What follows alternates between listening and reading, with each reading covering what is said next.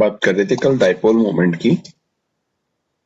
और हमने कहा कि डाइपोल मोमेंट जो है वो चार्ज के मैग्नीट्यूड और जो डिस्टेंस होता है एटम एटम के बीच में उस बॉन्ड को बनाने वाले जो भी एटम्स हैं, इन दोनों चीजों पर डिपेंड करता है। और ये एक वेक्टर क्वांटिटी है, इसको हम एरो से रिप्रेजेंट करते हैं। जिसकी इलेक्ट्रोनेगेटिविटी ज्यादा होती है उसकी तरफ ये एरो होता है, और जिसकी इलेक्ट्रोनेगेटिविटी कम होती है उसकी तरफ ये टेल होता है। और वेक्टर क्वांटिटी है, इस वजह से हम इसको यहाँ पर इस तरह से कट करके रखते हैं। और एक चीज और है कि अगर किसी का डाइपोल मोमेंट ज्यादा है तो एरो का साइज क्या होता है, वो भी बड़ा हो जाता है। और अगर किसी का अगर डाइपोल मोमेंट कम है तो एरो का साइज छोटा होता है। तो इस तरह से हम डाइपोल मोमेंट को रिप्रेजेंट करते हैं। डाइपोल मूवमेंट से हम बहुत सारी कुछ एप्लीकेशंस हैं जिन चीजों से हम कुछ बातों का पता लगा सकते हैं, अगर आपको डाइपोल मूवमेंट का वैल्यू पता है तो। जैसे कि हम मॉलिक्यूल का जो स्ट्रक्चर है, मतलब मॉलिक्यूलर स्ट्रक्चर, उसके बारे में पता कर सकते हैं। जैसे अगर हम बात करें कार्बन डाइऑक्साइड की, ठीक है, तो हम एक कंपाउंड ले लेते हैं और यहाँ पर ये हमारे पास में है कार्बन डाइऑक्साइड। तो ये कार्बन डाइऑक्साइड का जो मैग्नेटिक डाइपोल मोमेंट, सॉरी, जब हम पता करते हैं तो डाइपोल मोमेंट इसका हमें मिलता है 0। तो डाइपोल मोमेंट 0 ये बताता है कि ये जो कार्बन डाइऑक्साइड है ये लीनियर नेचर का है। क्यों? क्योंकि इधर कार्बन जो है वो बीच में सेंट्रल एटम की तरह है, और ये दोनों तरफ ऑक्सीजन के साथ में जुड़ा होता है। और ऑक्सीजन की इलेक्ट्रोनेगेटिविटी कार्बन से ज्यादा होती है, तो इस तरफ भी इलेक्ट्रॉन शिफ्ट होते हैं। और ये जो दूसरा कार्बन है जो इसके जस्ट अपोजिट है ऑक्सीजन, उसकी तरफ भी इलेक्ट्रॉन शिफ्ट होते हैं। तो दोनों अपोजिट डायरेक्शन में बराबर क्वांटिटी में इलेक्ट्रॉन शिफ्टिंग होती है। तो जितना डाइपोल मोमेंट इस तरफ आता है राइट साइड में, उतना ही डाइपोल मोमेंट लेफ्ट साइड में आता है। मतलब जितना डाइपोल मोमेंट इस तरफ आ रहा है उतना ही डाइपोल मोमेंट आपको इस तरफ मिलेगा। तो जो ओवरऑल डाइपोल मोमेंट होगा वो क्या हो जाएगा? 0 हो जाएगा। ठीक है ना, वो कैंसिल हो जाएगा। तो हम ये कह सकते हैं कि ये जो कार्बन डाइऑक्साइड है ये एक लीनियर मॉलिक्यूल है। इसी तरह से अगर हम कार्बन डाइसल्फाइड की बात करें CH2, तो ये भी एक तरह का लीनियर मॉलिक्यूल है। सोचो अगर ये मॉलिक्यूल बैंड होता ऐसा,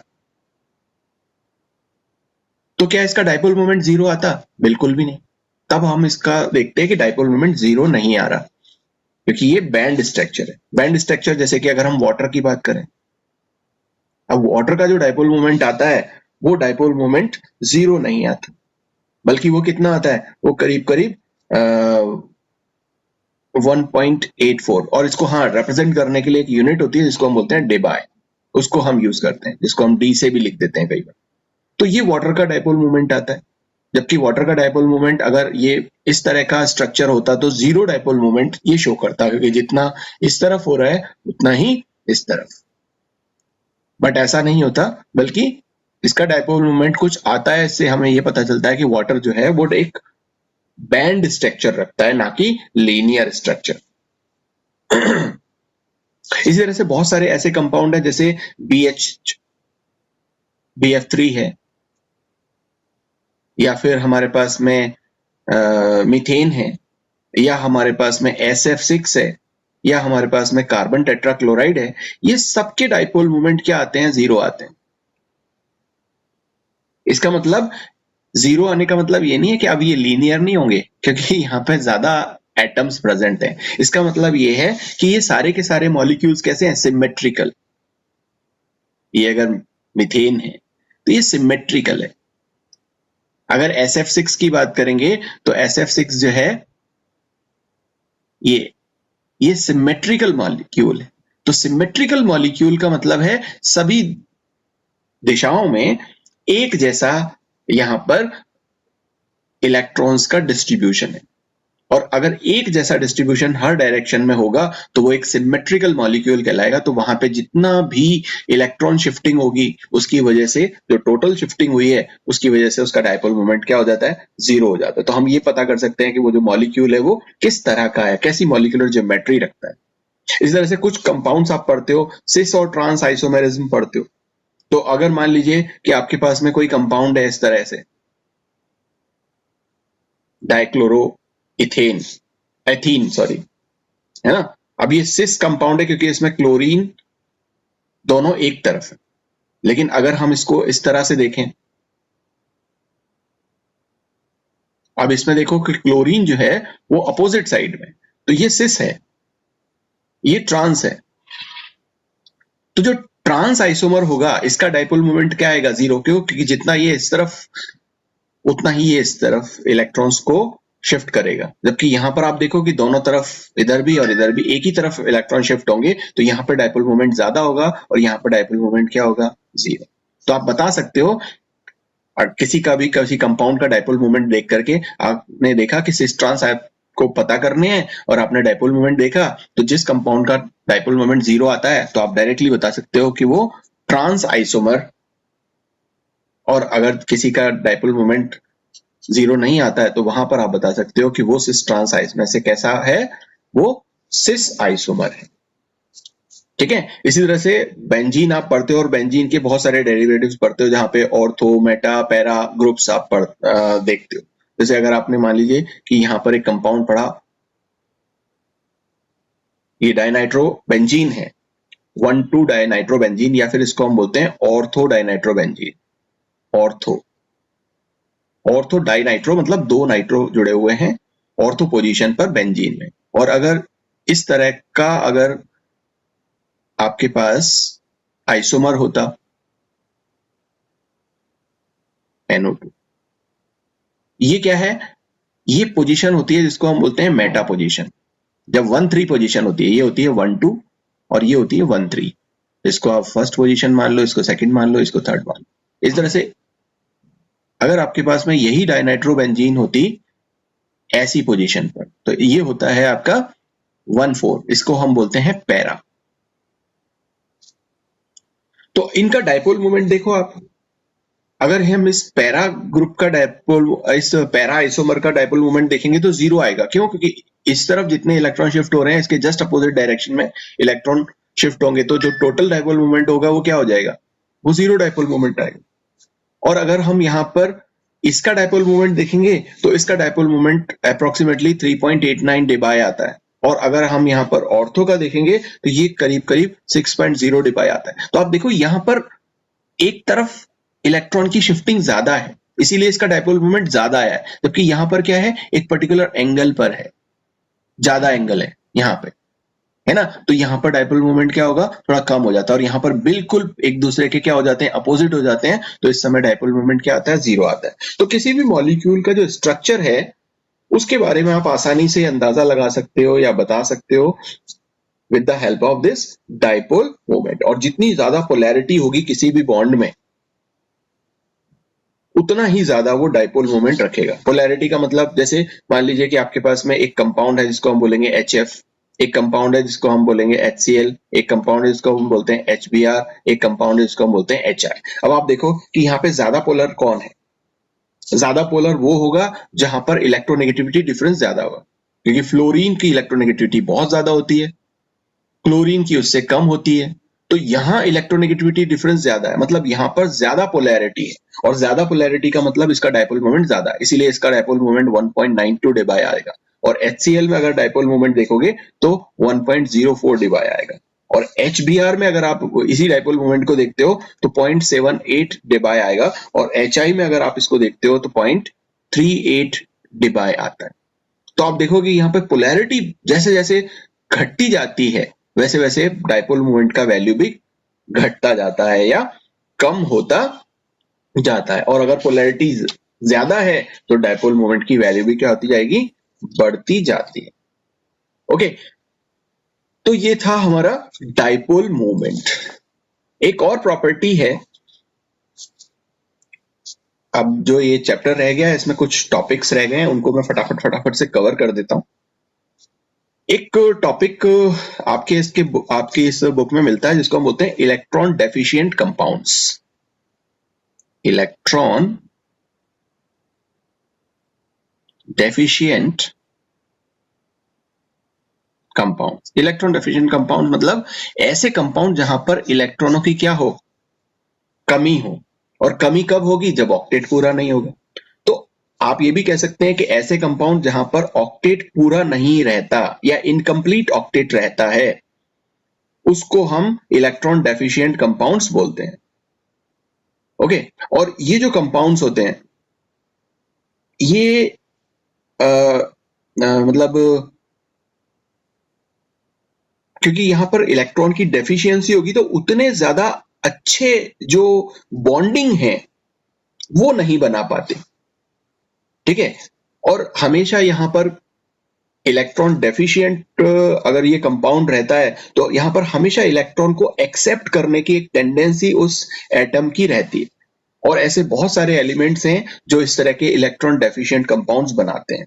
जैसे जैसे कि बेरिलियम, आप देखोगे कि बेरिलियम जैसे BeCl2 बनता है। क्यों बनता है इसका आप देख सकते हो कि बेरिलियम जो है वो 4 एटॉमिक नंबर रखता है और 1s2 2s2 2p0 ये इसका कॉन्फ़िगरेशन होता है। और इसके इस आउटर मोस्ट शेल को अगर हम देखें तो कुछ इस तरह का हमें देखने को मिलेगा। और अगर एक्साइटेड स्टेट में भी होगा तो एक इलेक्ट्रॉन इस 2p में शिफ्ट हो जाएगा, तो भी इसके पास में 2 ही इलेक्ट्रॉन रहेंगे। और ये जो 1s2 है ये तो नॉन बॉन्डिंग इलेक्ट्रॉन है, ये तो बॉन्ड बनाने में पार्टिसिपेट करेगा नहीं क्योंकि ये इनर शेल का है। तो ये 2 ही इलेक्ट्रॉन क्या करते हैं, इस क्लोरीन के साथ में बॉन्ड बनाएंगे। अब सोचो कि इसके पास में टोटल इलेक्ट्रॉन कितने थे, आउटर मोस्ट में 2, और 2 इलेक्ट्रॉन यहां पर शेयरिंग के थ्रू इस क्लोरीन से आ जाएंगे, तो इसका आउटर मोस्ट शेल जो है वो कैसा रहेगा, इनकम्प्लीट। जाहिर सी बात है इसके आउटर मोस्ट शेल में केवल 4 ही इलेक्ट्रॉन रहेंगे। और अगर ऐसा होता है तो इसका ऑक्टेट पूरा नहीं होगा। ये आपने बेरिलियम दिखाया, ये इसका एक और ये इसका दूसरा, ये क्लोरीन के साथ में और इधर ये दूसरे क्लोरीन के साथ में। अब इसका ऑक्टेट कहां पूरा हुआ, इसके पास में केवल इन 4 इलेक्ट्रॉन्स की ही शेयरिंग तो हुई, तो यहां पर ऑक्टेट पूरा नहीं है। तो इस तरह के कंपाउंड को आप क्या बोलोगे, इलेक्ट्रॉन डेफिशिएंट कंपाउंड बोलते हो। तो ये जो बेरिलियम क्लोराइड है, अगर आप इसको वेपर फेज में देखो, जब ये कैसी अवस्था में हो, वेपर स्टेट में हो, वेपर वेपर स्टेट में। अब वेपर स्टेट में मॉलिक्यूल मॉलिक्यूल क्या रहते हैं, दूर रहते हैं। तो उस पर्टिकुलर टाइम पर ये इलेक्ट्रॉन डेफिशिएंट कंपाउंड है। क्यों, क्योंकि यहां पर ये जो 2 p के ऑर्बिटल्स हैं, ये 2 p के ऑर्बिटल्स क्या हैं, खाली हैं। लेकिन अगर इसी को आप सॉलिड स्टेट में कन्वर्ट कर दो, इसी बेरिलियम क्लोराइड को वेपर फेज से जब आप सॉलिड स्टेट में कर दोगे तो क्या हो जाएगा, ये मॉलिक्यूल पास आना शुरू हो जाएंगे। ये जो बेरिलियम क्लोराइड है इसके जो मॉलिक्यूल्स हैं वो पास पास आना शुरू हो जाएंगे। और पास पास आना शुरू हो जाएंगे तो हमें पता है कि ये एक इलेक्ट्रॉन डेफिशिएंट एलिमेंट है, यहां पर इलेक्ट्रॉनों की कमी है। तो ये इस क्लोरीन से, जो पड़ोस के जो क्लोरीन है उनके पास जो लोन पेयर होता है वो लोन पेयर आसानी से एक्सेप्ट कर सकता है। ये जो 2 ऑर्बिटल्स आपको ये खाली जो दिख रहे हैं 2p के, ये दोनों ऑर्बिटल्स इलेक्ट्रॉन्स को एक्सेप्ट कर लेते हैं क्लोरीन से। तो इसका स्ट्रक्चर कुछ इस तरह का हो जाता है, ये बेरिलियम है ना। एक बॉन्ड इस तरह से ये बना रहा है क्लोरीन के साथ, एक बॉन्ड इस तरह से बना रहा है क्लोरीन के साथ, इस तरह से पास में आ जाएगा तो दूसरा बेरिलियम इस तरह से पास आ जाएगा। और ये भी क्या कर रहा है, इस तरह से बॉन्ड बना रहा है। ये बेरिलियम, सारे के सारे बेरिलियम जो है वो इस तरह से बॉन्ड बना रहे हैं। और हमें पता है कि जो क्लोरीन है उसके पास में 3-3 लोन पेयर्स हैं, सबके पास, है ना। तो अब क्या होगा, और इसके पास में खाली ऑर्बिटल है, ये जो बेरिलियम है इसके पास में खाली p ऑर्बिटल, इस बेरिलियम के पास ये दूसरा खाली p ऑर्बिटल, ये वाले दोनों खाली p ऑर्बिटल्स हैं, ये वाला और ये वाला। तो ये क्या होगा, ये इधर इसको दे देगा और इधर ये इसको दे देगा, है ना। तो अगर ऐसा हो जाता है तो यहां पर डेटिव बॉन्डिंग भी हो जाएगी। ये बेरिलियम को ये दे रहा है, ये बेरिलियम को ये दे रहा है, ये बेरिलियम को दे रहा है, ठीक है ना, ये बेरिलियम को दे रहा है। तो आप यहां पर देखोगे ये डेटिव बॉन्डिंग शुरू हो गई यहां पे, ठीक है ना, इधर। तो यहां पे 2 बॉन्ड्स तो वो बनेंगे जो शेयरिंग के थ्रू बन रहे हैं, बेरिलियम ये जो अनपेयर्ड इलेक्ट्रॉन वाले, और 2 ये जो एम्प्टी ऑर्बिटल वाले हैं वो क्या बनाएंगे, डेटिव बॉन्ड्स बनाएंगे।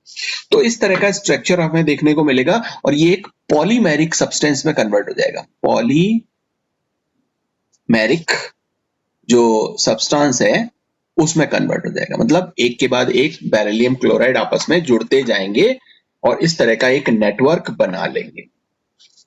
इसी तरह से आपको देखने को मिलता है, जैसे आप पढ़ते हो AlCl3, है ना, एल्यूमिनियम क्लोराइड एक लुईस एसिड है। अब इसमें अगर आप देखो कि एल्यूमिनियम जो है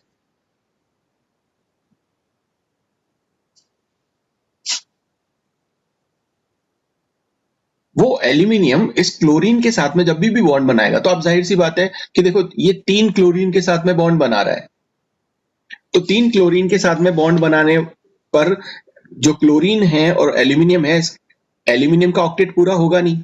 क्यों नहीं होगा? क्यों? क्योंकि एल्यूमिनियम केवल 6 ही आउटरमोस्ट, ये अगर एल्यूमिनियम को अगर हम देखें तो ये ऐसे ऐसे ऐसे 2 इलेक्ट्रॉन इसके, 2 इलेक्ट्रॉन इसके, 2 इलेक्ट्रॉन इसके, इसका ऑक्टेट पूरा होगा ही नहीं। और ऑक्टेट अगर पूरा नहीं होता है तो इसका मतलब ये एक इलेक्ट्रॉन डेफिशिएंट कंपाउंड है।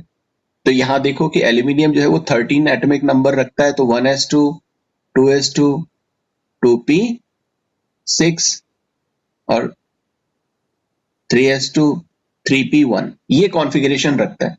13 हो गए ना।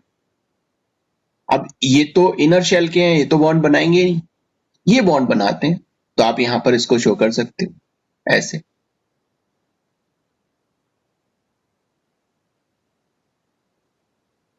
ज्यादा से ज्यादा क्या होगा कि ये जो 3s का एक इलेक्ट्रॉन है ये यहां शिफ्ट हो जाएगा। तो ये आप देखो यहां पर ऑक्टेट पूरा होगा नहीं, इसके पास में 3 इलेक्ट्रॉन 3 इलेक्ट्रॉन ये क्लोरीन से ले लेगा, तो 6 ही इलेक्ट्रॉन रहते हैं। तो इसके पास जो एक ये जो ऑर्बिटल रहता है, ये ऑर्बिटल वो रहता है जो इलेक्ट्रॉन डेफिशिएंट रहता है। और हमेशा ये क्या करेगा, जो पड़ोस का क्लोरीन होगा उस पड़ोस के क्लोरीन से और ये उस इलेक्ट्रॉन को एक्सेप्ट कर लेगा।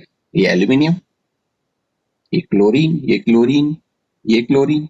अब ये जो लोन पेयर है इस क्लोरीन के पास और इसके पास में जो खाली ऑर्बिटल है, ये अपना लोन पेयर इसको दे दे।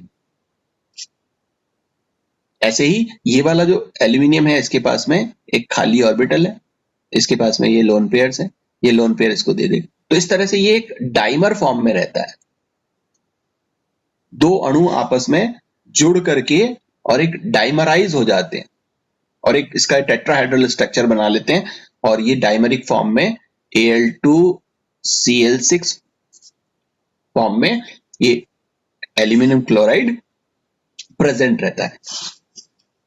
ठीक है ना। इसी तरह से एक और एग्जांपल आप पढ़ते हो, देखो एग्जांपल बहुत सारे हो सकते हैं। एक एग्जांपल आप पढ़ते हो BH3 बोलते हो आप, है ना। और लेकिन ये जो बोरोन होता है, ये बोरेन, ये एक्चुअली होता क्या है, ये B2H6 फॉर्म में रहता है, डाइबोरेन फॉर्म में रहता है, डाइबोरेन फॉर्म। अब यहां पर आप देखो कि बोरोन जो है उसका इलेक्ट्रॉन कॉन्फ़िगरेशन होता है 1s2 2s2 2p1। ये बॉन्ड बनाता नहीं है 1s2। अब जो बॉन्ड बनाता है वो 2s2 और 2p1। और यहां क्या कर सकता है, ये इस तरह से रहता है, एक इलेक्ट्रॉन यहां से यहां शिफ्ट हो सकता है, तो 3 बॉन्ड बना सकता है सिर्फ ये। और ये बना कितने रहा है, 3 बॉन्ड बनाता है, तो 6 ही इलेक्ट्रॉन इसके आउटरमोस्ट शेल में रहेंगे। तो ये भी एक तरह का इलेक्ट्रॉन डेफिशिएंट कंपाउंड हुआ। तो यहां पर भी बोरॉन क्या करता है, ये बोरॉन दूसरे बोरॉन के साथ में, मतलब ये हाइड्रोजन, ये हाइड्रोजन, तो जब हम इसका वो देखें, क्योंकि अगर मान लीजिए कि आपके पास में ये बोरॉन है BH3 और दूसरा मॉलिक्यूल जो है वो भी BH3। अब यहां पर ये ऑक्टेट, ये बॉन्ड किस तरह से बनाएगा, क्योंकि इसके पास में यहां पर किसी तरह का कोई इलेक्ट्रॉन तो रहा ही नहीं, क्योंकि ये तीनों जो इलेक्ट्रॉन्स थे, ये वाला, ये वाला और ये वाला, इन्होंने तो क्या कर लिए, बॉन्ड बना लिए। अब इसके पास में कोई है ही नहीं। अब इसका भी एक एम्प्टी ऑर्बिटल और इसका भी एक एम्प्टी ऑर्बिटल, लेकिन खाली कक्षक कभी भी ओवरलैपिंग करते नहीं है एम्प्टी ऑर्बिटल्स, तो ये बॉन्ड कैसे बनाए। तो जब हमने इसका डिफ्रैक्शन पैटर्न देखा, इलेक्ट्रॉन डिफ्रैक्शन मेजरमेंट्स जब इसके किए, तो वहां पर हमने देखा कि हाइड्रोजन जो है वो ब्रिज बनाता है, इन बोरोन के बीच में ब्रिज बनाता है। तो ब्रिज बनाता है तो ये बोरोन ये इस तरह से, और ये हाइड्रोजन ये ब्रिज बना करके रहते हैं। मतलब इस बोरोन बोरोन के बीच में hydrogen as a bridge atom के फॉर्म में यहां पर प्रेजेंट रहता है। ठीक है ना? तो इस तरह से यहां पर एक तरह का बनाना बॉन्ड बनता है। अब बनाना बॉन्ड कैसे बनेगा? हमें मालूम है कि यहां जब हाइब्रिडाइजेशन होगी तो sp3 हाइब्रिडाइजेशन होगी, ये sp और 3, जिसमें से ये जो 3 sp3 हाइब्रिड ऑर्बिटल जो हैं, ये तो क्या करेंगे, सामान्य जो बॉन्ड बनता है, जैसे कि ये बॉन्ड बिल्कुल ये sp3s की ओवरलैपिंग से बना है। s किसका? हाइड्रोजन का। और ये भी sp3 हाइब्रिडाइजेशन से बना। ओके, और यहां पर ये वाला बॉन्ड जो है और ये वाला बॉन्ड, ये भी क्या बने हैं, ये sp3s और ये भी sp3s ओवरलैपिंग से बने। अब ये हुआ क्या कि इस बोरोन के पास में जो दो ऑर्बिटल्स थे वो तो ये बन गए। अब क्या बचे? अब इसके पास में एक हाइब्रिड ऑर्बिटल बचा और एक अनहाइब्रिड ऑर्बिटल बचा। ठीक है ना? अब ये जो हाइब्रिड और अनहाइब्रिड ऑर्बिटल्स जब बचते हैं तो वो क्या करते हैं, वो ओवरलैपिंग करेंगे। अब जैसे मान लीजिए कि यहां पर एक ये बना दिया इसमें sp3s ओवरलैपिंग से, और यहां पर इसने भी बना दिया sp3s ओवरलैपिंग से। अब ये बचा क्या इसके पास में? अनहाइब्रिड। ये क्या बचा? अनहाइब्रिड। ठीक है ना? तो ये जो s ऑर्बिटल है इस हाइड्रोजन का, इस sp3 का और इसका, ये तीनों ऑर्बिटल्स आपस में क्या हो जाते हैं, मिक्स हो जाते हैं। ठीक है ना? और ये तीनों ऑर्बिटल्स आपस में मिक्स हो जाएंगे तो ये तीन ऑर्बिटल ओवरलैपिंग करके एक 3 सेंट्रिक, मतलब 3 ऑर्बिटल्स के ओवरलैपिंग से बना हुआ ये बॉन्ड बनेगा। और इसी को आप क्या बोलते हो? इसी को आप 3 सेंटर्ड इलेक्ट्रॉन पेयर या फिर बनाना बॉन्ड बोलते हो। देखो बनाना आपने देखा होगा ना, हमेशा वो ट्रायंगुलर फॉर्म में होता है। बनाना जब आप देखोगे तो इस तरह से होता है ना? तो यहां पर भी क्या होता है, जब ओवरलैपिंग होती है तो ये हाइड्रोजन की ओवरलैपिंग इस तरह से, एक ये पी की ओवरलैपिंग और ये दूसरे पी की ओवरलैपिंग, ये तो हाइड्रोजन की है, ये इस बोरोन की है, ये इस बोरोन की है। तो एक तरह का यहां पर भी क्या बनता है, इसी तरह का एक चीज बनती है, ये वाली ऐसी, है ना? ये इसको हम बोलते हैं बनाना बॉन्ड। या फिर हम इसको कई बार ऐसे भी शो कर देते हैं कि साहब ये आपका बोरॉन है, ये आपका बोरॉन है, ये हाइड्रोजन है, ये हाइड्रोजन है।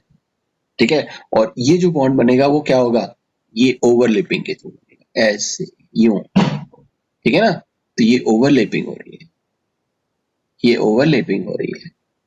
ये क्या है, ये भी हाइड्रोजन है, ये भी हाइड्रोजन है, तो ये बनाना शेप में बनता है। तो दैट इज वाई इसको हम क्या बोलते हैं, इसको हम बनाना बॉन्ड बोलते हैं। तो ये B2S6 जो डाइबोरेन फॉर्म में रहता है, ये एक इलेक्ट्रॉन डेफिशिएंट कंपाउंड है और ये क्या बनाता है, बनाना बॉन्ड फॉर्म करता है। क्लियर? इसी तरह से एक और टॉपिक आपके बुक में हमें देखने को मिलता है, उसको हम बोलते हैं सिंगलेट बॉन्ड। अब देखो सिंगलेट बॉन्ड क्या होता है। देखो किसी भी बॉन्ड को बनने के लिए 2 इलेक्ट्रॉन्स की जरूरत होती है। ओके, लेकिन सटगन ने यह सजेस्ट किया, जैसे देखो हम जब PCl5 बनाते हैं या हम SF6 बनाते हैं तो हम बोलते हैं कि साहब यहां पर इलेक्ट्रॉन जो है वो 8 से ज्यादा है, ऑक्टेट जो है वो एनहांस हो गया है ना। सॉरी, ये PCl5, जब यहां पर PCl5 लिखेंगे तो सब हम ऐसा लिखते हैं PCl5 को, तो 2 इलेक्ट्रॉन ये, 2 इलेक्ट्रॉन ये, 2 इलेक्ट्रॉन ये और 2 इलेक्ट्रॉन ये और 2 इलेक्ट्रॉन ये, तो 10 इलेक्ट्रॉन हो गए इस फास्फोरस के। ऐसे ही सल्फर को अगर हम देखते हैं 2 ये, 2 ये, 2 ये, 2 ये, 2 ये, तो ये सल्फर जब फ्लोरीन के साथ करेगा तो 12 इलेक्ट्रॉन हो जाते हैं, जबकि सटगेट क्या सजेस्ट करते हैं, वो बोलते हैं कि नहीं नहीं, ऑक्टेट ही रहता है, इनमें भी ऑक्टेट ही रहता है, इसमें 10 इलेक्ट्रॉन या 12 इलेक्ट्रॉन या 8 इलेक्ट्रॉन 10 इलेक्ट्रॉन ऐसा नहीं होता, बल्कि कुछ बॉन्ड्स तो बनते हैं कैसे, नॉर्मल। जैसे PCl5 को हम बनाते हैं तो PCl5 में बताते हैं कि साहब ये 3 बॉन्ड्स जो हैं वो तो बनेंगे 2 इलेक्ट्रॉन्स के साथ, इसको हम ऐसे शो करेंगे, और कुछ बॉन्ड यहां पर बनेंगे ये क्लोरीन के साथ ये, और इस बॉन्ड को बनाने में सिर्फ 1 इलेक्ट्रॉन काम आया है, तो देखो 1 इलेक्ट्रॉन, 2 इलेक्ट्रॉन, 3, 4, 5, 6 और इसका एक 7 और एक 8, हमेशा ऑक्टेट पूरा रहता है। तो इस सिंगलेट बॉन्ड को हम ये हाफ हेडेड एरो की तरह रिप्रेजेंट करते हैं, हाफ हेडेड एरो, एक तरफ एरो।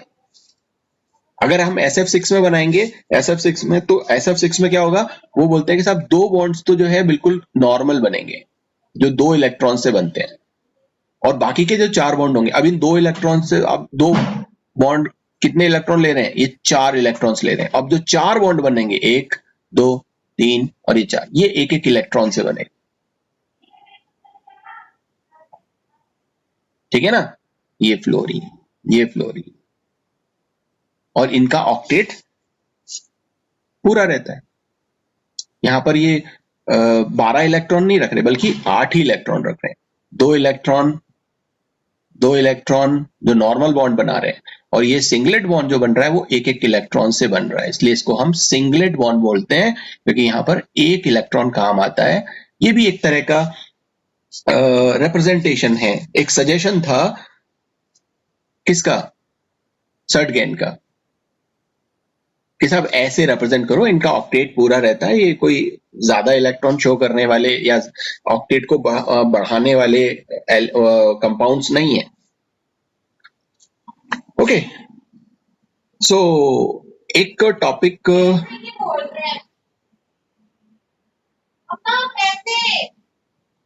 उसको बोलते हैं odd electron bonds, odd electron bonds. Normally जब भी हम कोई बॉन्ड बनाते हैं तो 2 इलेक्ट्रॉन्स काम में लेते हैं, यहां हमने सिंगलेट बॉन्ड काम में लिया, सिंगलेट एक सिंगल इलेक्ट्रॉन काम में लिया, लेकिन यहां पर नाम से क्या पता चल रहा है, ऑड इलेक्ट्रॉन, मतलब ऑड नंबर ऑफ इलेक्ट्रॉन्स, जैसे 1 नंबर, 3 नंबर और कभी कभी 5 नंबर ऑफ इलेक्ट्रॉन सिर्फ एक बॉन्ड बनाते हैं। नॉर्मली हम देखते हैं कि 2 इलेक्ट्रॉन्स एक बॉन्ड को बनाने में काम आते हैं, लेकिन कुछ कंपाउंड्स में 1 इलेक्ट्रॉन, 3 इलेक्ट्रॉन या 5 इलेक्ट्रॉन एक बॉन्ड को बनाता है। जैसे कुछ यहां पर 1 इलेक्ट्रॉन का जो एग्जाम्पल है कि साहब 1 इलेक्ट्रॉन को बनाने वाला, अब देखो 1 इलेक्ट्रॉन को बनाने वाला ये वाला एग्जाम्पल मत देना जो हमने यहाँ पर PCl5 और SF6 में दिया था, ये एक सजेशन था, है ना। जैसे आप यहां पर पढ़ते हो बहुत बार H2+, हमने जब मॉलिक्यूलर ऑर्बिटल थ्योरी पढ़ी थी तो वहां पर भी हमने H2+ बनाया था, तो यहाँ क्या होगा, एक हाइड्रोजन तो नॉर्मल होगा और जो दूसरा हाइड्रोजन है उसके पास में पॉजिटिव चार्ज है, उसका 1 इलेक्ट्रॉन निकल चुका है। अब ये जो 1 इलेक्ट्रॉन है, यही 1 इलेक्ट्रॉन क्या कर रहा है, यही 1 इलेक्ट्रॉन इनके बीच में बॉन्ड बना रहा है, तो ये 1 इलेक्ट्रॉन बॉन्ड का एग्जाम्पल है। इनकी प्रॉपर्टीज को अगर आप देखो तो ये बॉन्ड जो है जो बनते हैं वो केवल ऐसे एलिमेंट्स के बीच में बन सकते हैं जो एक जैसे हैं। जैसे अगर हम इसको बनाना चाहें कि HCl में 1 इलेक्ट्रॉन से बॉन्ड बन जाए तो वो नहीं बनेगा। हाइड्रोजन हाइड्रोजन के बीच में ही बन सकता है, ऑक्सीजन ऑक्सीजन के बीच में ही बन सकता है, नाइट्रोजन नाइट्रोजन के बीच में ही बन सकता है, क्लोरीन क्लोरीन के बीच में ही बन सकता है। मतलब सेम एलिमेंट होना चाहिए जब हम किसी 1 इलेक्ट्रॉन बॉन्ड को बना रहे हैं। अभी हम सिर्फ यहाँ पे 1 इलेक्ट्रॉन बॉन्ड की बात कर रहे हैं, और ये वीकर होता है। जो नॉर्मल हमारा बॉन्ड बनेगा हाइड्रोजन और हाइड्रोजन के बीच में, ये जो 2 इलेक्ट्रॉन वाला बॉन्ड बनेगा इससे वीक होता है ये, मतलब कम एनर्जी दे करके आप इसको तोड़ सकते हो। अच्छा, वीक क्यों होता है, क्योंकि यहां पर अट्रैक्शन कम है, क्योंकि इलेक्ट्रॉन केवल एक ही है तो इस न्यूक्लियस का अट्रैक्शन कम है, इस वजह से इनका जो बॉन्ड लेंथ है वो बढ़ जाता है। ये बॉन्ड लेंथ बढ़ गया तो इसको आसानी से ब्रेक किया जा सकता है ना। बॉन्ड लेंथ ज्यादा होता है बजाय जो सिंपल हमारा नॉर्मल सिंगल बॉन्ड होता है उससे। और क्योंकि इसमें एक इलेक्ट्रॉन होता है इसलिए ये पैरामैग्नेटिक नेचर का होता है, इसमें एक ही इलेक्ट्रॉन है, इसलिए इस तरह के जो कंपाउंड्स होंगे वो कैसे होंगे, वो पैरामैग्नेटिक होते हैं। अगर हम H2 की बात करें तो यहाँ सारे H2 की बात करें तो यहां पर क्या है, H2 में ये पेयर हो जाता है, तो यहां पर ये डायमैग्नेटिक नेचर का है। लेकिन अगर हम H2 प्लस की बात करें तो ये क्या है, ये पैरामैग्नेटिक नेचर का है। इसी तरह से कुछ एग्जांपल आप देख सकते हो 3 इलेक्ट्रॉन बॉन्ड्स का, जहां पर 3 इलेक्ट्रॉन काम आते हैं एक बॉन्ड को बनाने में, और ये आपको देखने को मिलेगा किसमें, ये आपको देखने को मिलेगा NO में या फिर NO2 में, ठीक है ना। तो NO को बनाओ, जैसे नाइट्रोजन है, यहां पर ऑक्सीजन है। अब नाइट्रोजन के पास में कितने इलेक्ट्रॉन्स होते हैं, 5 इलेक्ट्रॉन्स होते हैं, तो एक इलेक्ट्रॉन यहां बता दिया, एक इलेक्ट्रॉन यहां बता दिया, और एक इलेक्ट्रॉन आपने ये बता दिया, एक इलेक्ट्रॉन ये बता दिया। ऑक्सीजन के पास में कितने इलेक्ट्रॉन्स होते हैं, आउटर मोस्ट शेल में 6 इलेक्ट्रॉन्स होते हैं, तो एक इलेक्ट्रॉन ये, एक इलेक्ट्रॉन ये, एक इलेक्ट्रॉन ये, एक इलेक्ट्रॉन ये, 6 इलेक्ट्रॉन। अब ये इलेक्ट्रॉन्स तो क्या कर लेगा, इसके साथ में ओवरलैपिंग करके बॉन्ड बना लेगा। और ऑक्सीजन के पास में 2 लोन पेयर होते ही हैं, वो हमने यहाँ पर ये शो कर दिए 2 लोन पेयर। अब नाइट्रोजन के 4 इलेक्ट्रॉन काम आ गए, 2 इलेक्ट्रॉन तो ये बॉन्ड बनाने में काम आ गए, 2 इलेक्ट्रॉन इसके पास ये है, अब एक इलेक्ट्रॉन और बचा। तो ये जो बॉन्ड बन रहा है, ये बॉन्ड बनता है, एक और इलेक्ट्रॉन यहां पर काम आ जाता है नाइट्रोजन का, तो ये 3 इलेक्ट्रॉन बॉन्ड हो जाता है, ठीक है ना, इसमें NO। इस तरह से जब आप NO2 बनाते हो तो वहां पर भी ऐसे ही होता है। NO2 में क्या होगा, NO2 में एक नाइट्रोजन होगा, ये दूसरा ऑक्सीजन, एक ये तीसरा ऑक्सीजन। अब आप यहाँ पे बनाओ, अब यहाँ पर हमें पता है ये ऑक्सीजन के पास में, और ये 2 तो इलेक्ट्रॉन काम आ गए नाइट्रोजन के इधर, ओके। दूसरी तरफ क्या होगा, दूसरी तरफ भी सेम, ये 2 इलेक्ट्रॉन पेयर आपने ये दिखा दिए, ठीक है ना, और यहां पर वही सेम आपने बॉन्ड बना दिया। अब इसका पास एक इलेक्ट्रॉन और बचा, अब वही एक इलेक्ट्रॉन यहां पर एक्स्ट्रा होता है, तो नाइट्रोजन का एक इलेक्ट्रॉन, दूसरा इलेक्ट्रॉन, तीसरा इलेक्ट्रॉन, चौथा इलेक्ट्रॉन, और इसका ही 5वां इलेक्ट्रॉन एक ऑक्सीजन के साथ में, ये 3 इलेक्ट्रॉन बॉन्ड बनाता है, ये वाला। इनकी प्रॉपर्टीज को अगर आप देखो, अच्छा ये किस में मिलेंगे, ये उसमें मिलते हैं, जैसे यहाँ पर 1 इलेक्ट्रॉन बॉन्ड हमने देखा था कि जहां पे सेम एलिमेंट का एटम हो, हाइड्रोजन हाइड्रोजन, ऑक्सीजन ऑक्सीजन, इनके बीच में मिलता है। लेकिन यहाँ पर जिनकी इलेक्ट्रोनेगेटिविटी सेम होती है, लगभग सेम, अब नाइट्रोजन ऑक्सीजन पास पास आते हैं, पहले नाइट्रोजन आता है, उसके बाद ऑक्सीजन आता है पीरियडिक टेबल में, तो इनकी इलेक्ट्रोनेगेटिविटी क्या होती है, लगभग बराबर होती है, तो इनमें तो ये मिल जाएगा। लेकिन अगर आप नाइट्रोजन और फ्लोरीन में देखना चाहो तो नहीं मिलेगा, क्यों, क्योंकि यहाँ पर इनकी इलेक्ट्रोनेगेटिविटी में डिफरेंस ज्यादा हो जाता है। तो इलेक्ट्रोनेगेटिविटी कैसी होनी चाहिए, अप्रोक्सीमेटली सेम होनी चाहिए, तो ये यहाँ पे 3 इलेक्ट्रॉन बॉन्ड बन जाता है। इसकी जो बॉन्ड एनर्जी है वो कम होती है, जाहिर सी बात है, क्योंकि यहाँ पर उतना मजबूत बॉन्ड नहीं बनता। जब एक इलेक्ट्रॉन और एक्स्ट्रा आ जाता है तो रिपल्शन बढ़ जाता है, रिपल्शन बढ़ जाता है तो ये जो बॉन्ड लेंथ है वो भी क्या हो जाता है, बढ़ जाता है। ये वाला जो नाइट्रोजन ऑक्सीजन का जो बॉन्ड है वो ऐसा बनेगा, ठीक है ना। और यहाँ ये जो बॉन्ड बनेगा ये नॉर्मल है, तो इसका साइज और इसका साइज ये डिफरेंट है, इसका साइज बड़ा है, तो इस वजह से आप ये कहोगे कि ये जो बॉन्ड बना है ये ज्यादा लेंथ का है, मतलब वीकर बॉन्ड है।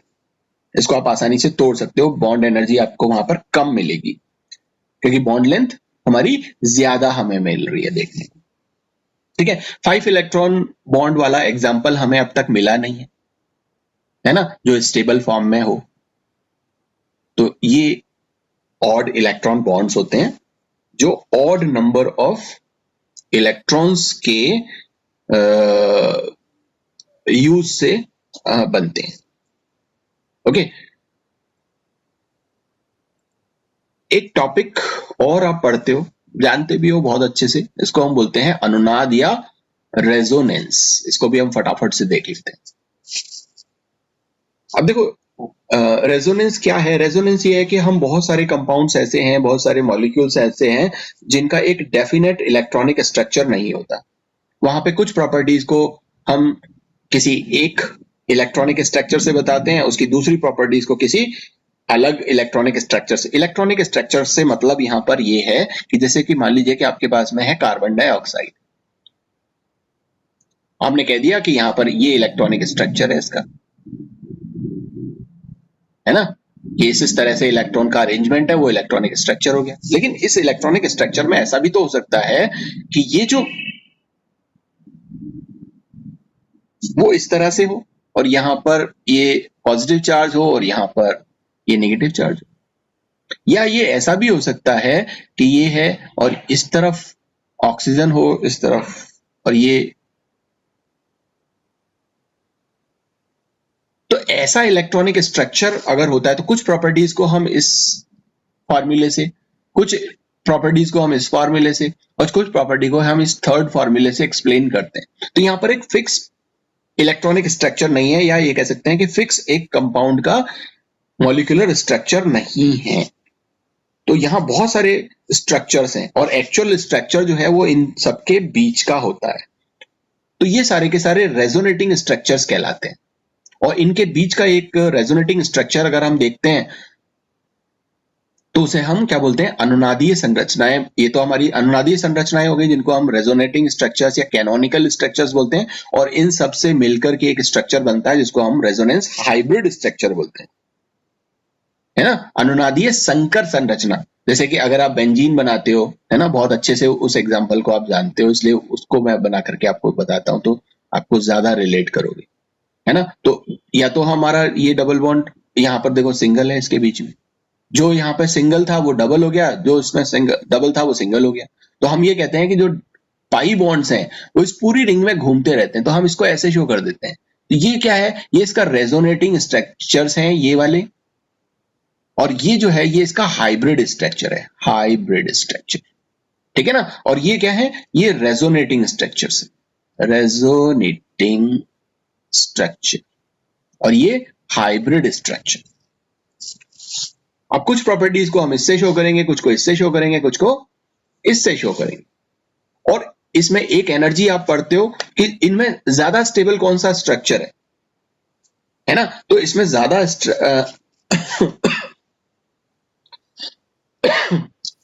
स्टेबल वो स्ट्रक्चर होगा जिसकी एनर्जी कम होगी, ठीक है ना। तो रेजोनेंस हाइब्रिड स्ट्रक्चर क्या होगा, वो होगा कि इन रेजोनेटिंग स्ट्रक्चर और इस रेजोनेटिंग हाइब्रिड स्ट्रक्चर, इसके बीच में जो सबसे स्टेबल रेजोनेटिंग स्ट्रक्चर होगा, और ये जो हाइब्रिड स्ट्रक्चर है इनके बीच का जो अंतर है एनर्जी, हाइब्रिड स्ट्रक्चर की एनर्जी, और लेट्स से कि ये जो बी वाला है ये ज्यादा स्टेबल है, तो इस बी वाले की और ये जो हाइब्रिड स्ट्रक्चर है जिसको हम सी मान लेते हैं, इन दोनों का एनर्जी डिफरेंस जो आएगा वो आपका रेजोनेट क्या कहलाएगा, रेजोनेंस एनर्जी कहलाती है। जो जितनी ज्यादा होगी, सोचो अगर इसकी एनर्जी, इसको ऐसे समझो कि मान लीजिए कि इस ए की एनर्जी है 100 और इस बी की एनर्जी है 80, तो इन दोनों में ज्यादा स्टेबल कौन हुआ, जिसकी एनर्जी कम होती है, तो ये ज्यादा स्टेबल है बी, है ना। और सी की एनर्जी, लेट्स से कि यहां पर सी की एनर्जी कुछ होती है, इसको हम मान लेते हैं कि लेट्स से कि इन दोनों के बीच का है ये 90, तो यहां पर जो एनर्जी डिफरेंस है वो क्या है, वो यहां पर 10 का डिफरेंस है। अगर यही एनर्जी मान लीजिए कि 70 होती तो ये और ज्यादा स्टेबल हो जाता, क्यों, क्योंकि उस समय जो अंतर होता वो क्या होता, वो 20 का डिफरेंस हो जाता। तो ये रेजोनेटिंग एनर्जी जो है, रेजोनेंस एनर्जी जितनी ज्यादा होगी उतना ही वो कंपाउंड स्टेबल होता है। रेजोनेंस के लिए कुछ कंडीशंस होती हैं, वो कंडीशन क्या है कि जब भी आप किसी रेजोनेंस को दिखाओगे तो वहां पर एटम की पोजीशन सेम रहती है। अब जैसे हमने कार्बन की पोजीशन, ऑक्सीजन की पोजीशन, इस ऑक्सीजन की पोजीशन सेम रखी है, देखो सभी स्ट्रक्चर में पोजीशन सेम है, इस बेंजीन के भी सभी स्ट्रक्चर में कार्बन की, हाइड्रोजन की, सबकी बिल्कुल पोजीशन सेम है, लेकिन इलेक्ट्रॉन का डिस्ट्रीब्यूशन चेंज हो जाता है। यहां डबल बॉन्ड के फॉर्म में इलेक्ट्रॉन्स हैं, तो यहां पर देखो कि सिंगल बॉन्ड के फॉर्म में इलेक्ट्रॉन्स हैं, तो इलेक्ट्रॉन का डिस्ट्रीब्यूशन चेंज हो गया, ठीक है ना। ऐसे ही यहां पर देखते हो जो सिंगल है वो डबल हो गया, जो डबल था वो सिंगल हो गया, तो इलेक्ट्रॉन का डिस्ट्रीब्यूशन चेंज होता है, इलेक्ट्रॉन की पोजीशन चेंज नहीं होती। ऐसे ही जितने भी कैनोनिकल स्ट्रक्चर या रेजोनेटिंग स्ट्रक्चर्स बनेंगे वहां पे सेम नंबर ऑफ पेयर्ड और अनपेयर्ड इलेक्ट्रॉन्स होते हैं। जितने नंबर ऑफ पेयर्ड इलेक्ट्रॉन्स यहाँ थे, अब जैसे यहाँ पर पेयर ऑफ इलेक्ट्रॉन्स कितने थे कार्बन डाइऑक्साइड में, 1 पेयर, 2 पेयर, 3 पेयर और 4 पेयर। इस वाले में भी देख लो तो इसमें भी देखो 1 pair, second pair, third pair और फोर्थ पेयर। यहां पर भी आप देखो, यहां पे भी 4 पेयर ही आपको मिलेंगे। तो इसमें पेयर्ड और अनपेयर्ड इलेक्ट्रॉन बिल्कुल सेम रहते हैं, पोजीशन सेम रहती है, सिर्फ इलेक्ट्रॉन का जो डिस्ट्रीब्यूशन है वो बदल जाता है। और कैनिकल, ये जितने भी कैनोनिकल फॉर्म्स होते हैं या रेजोनेटिंग स्ट्रक्चर्स होते हैं, इन सबकी एनर्जी लगभग बराबर होती है, ठीक है ना। ए और बी की एनर्जी में बहुत ज्यादा अंतर नहीं होगा। इसकी एनर्जी मान लीजिए कि 80 है तो इसकी एनर्जी जो है वो 81, 82 के आसपास रहेगी। लेकिन जो जब से कम एनर्जी रखेगा उसकी एनर्जी और इस हाइब्रिड एनर्जी, इसके बीच का जो एनर्जी है उसको हम रेजोनेंस हाइब्रिड एनर्जी बोलते हैं या रेजोनेंस एनर्जी बोलते हैं। ऐसे बहुत सारे एग्जाम्पल आपको रेजोनेंस के मिल जाएंगे। जैसे बहुत सारे एग्जाम्पल में मैं आपको बताऊं कि सल्फर डाइऑक्साइड है। आप सल्फर डाइऑक्साइड को कैसे लिखते हो? सल्फर डाइऑक्साइड को आप ऐसे लिखोगे। दूसरे तरीके से कैसे लिख सकते हो? दूसरे तरीके से ऐसे लिख सकते हो, ये कि पहले इसके साथ में ये कोऑर्डिनेट बॉन्ड बना रहा था इस वाले के साथ, और इसमें डबल बॉन्ड बना रहा है, ठीक है ना। तो इस तरह से, या फिर आप नाइट्रेट आप बना सकते हो। नाइट्रेट आप बनाओगे तो कैसे बनाओगे? नाइट्रेट आप बनाओगे कुछ इस तरीके से, या फिर आप नाइट्रेट को कैसे लिख दोगे? अब नाइट्रेट को आप इस तरह से लिख दो,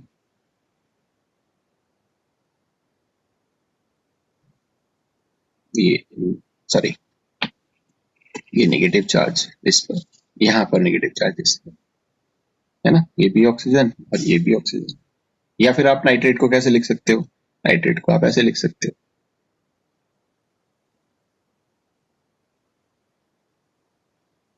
अब देखो स्ट्रक्चर सबका सेम है, मतलब, और रेजोनेंस को आप दिखाते हो ये डबल हेडेड एरो से, दोनों साइड का एरो जो है उससे, तो आपको पता चल जाता है कि इन दोनों कंपाउंड्स में रेजोनेंस है।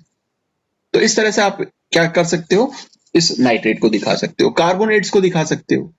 कार्बोनेट होता है ना आपका CO3 2-, अब ये C है और यहाँ पर ये ऑक्सीजन के साथ में ये ऑक्सीजन और ये ऑक्सीजन, इनके पास में भी नेगेटिव चार्ज, इसके पास में भी नेगेटिव चार्ज। दूसरा क्या लिख सकते हो? दूसरा आप लिख सकते हो कि ये नेगेटिव चार्ज, ये नेगेटिव चार्ज, ये डबल बॉन्ड। तीसरा आप क्या लिख सकते हो? तीसरा आप लिख सकते हो कुछ इस तरीके से, ये नेगेटिव चार्ज और ये नेगेटिव चार्ज।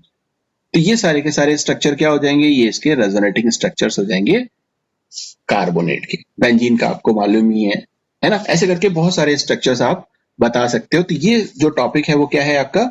रेजोनेंस का टॉपिक है, जिसमें आप किसी एक स्ट्रक्चर से किसी भी कंपाउंड की प्रॉपर्टीज को एक्सप्लेन नहीं कर सकते, तो वहां पे कई सारे स्ट्रक्चर्स हमको बताने पड़ते हैं अलग अलग प्रॉपर्टी को समझाने के लिए। तो उन सभी स्ट्रक्चर्स को हम कैनोनिकल स्ट्रक्चर्स या रेजोनेटिंग स्ट्रक्चर्स बोलते हैं। लेकिन हम जब रिप्रेजेंट करते हैं उस स्ट्रक्चर को, तो इन सभी स्ट्रक्चर का एक मिला जुला एक हाइब्रिड स्ट्रक्चर बनाते हैं, उससे हम उसको रिप्रेजेंट करते हैं, ठीक है ना। तो ये बहुत सारे कंपाउंड्स में हमें यहाँ पर देखने को मिलता है, ये क्या? रेजोनेंस। ओके। और एक होता है आपका